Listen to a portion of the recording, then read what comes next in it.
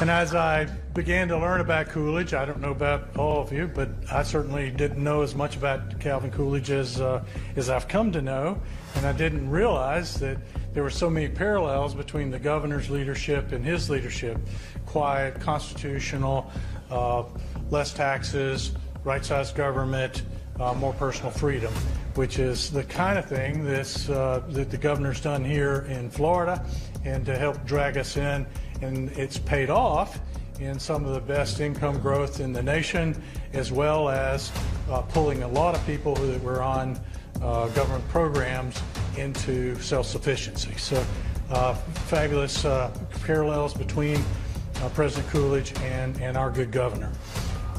Our extra treat today, and for those of you that are part of the Coolidge Foundation, Garland Tucker, I know, is here, has been very involved for a long time, but Emily Schlaze is a noted historian and author who has written on Coolidge, one of the seminal texts on Coolidge, as well as a book called The Lost Man, and also leads the Coolidge Foundation. So I think it'll be a great discussion, and with that, please help us welcome our...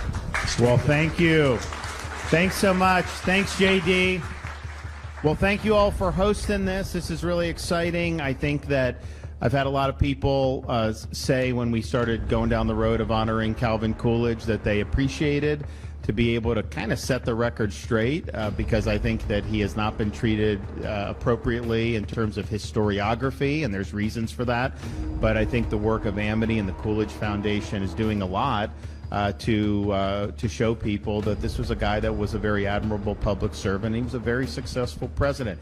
And Amity probably knows more than anybody, so we're lucky to have her here for this, not just as the head of the Coolidge Foundation. She wrote the best biography of Coolidge, but then before even that, she wrote this great book on the Great Depression, and it kind of frames the discussion about Coolidge, because she did it, and I'll let her just do a synopsis of it, but she saw the Depression through the lens of who she said was the forgotten man, the people no one would talk about who were negatively impacted by the bureaucracy and the government, what they were doing, and really, I think, made a compelling case that the government made things worse and how they responded to it. So before we get into Coolidge, can you talk about the forgotten man and your how you analyze the Depression?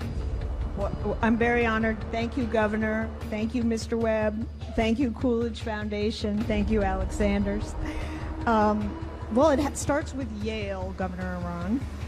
At Yale, your college, there was a philosopher named William Graham Sumner who is never taught at Yale, except perhaps to pick him as a racist or something. And Sumner said, A and B get together because they want to do something for X, the man at the bottom, a poor man. Okay, everyone wants to do something for a man at the bottom in trouble.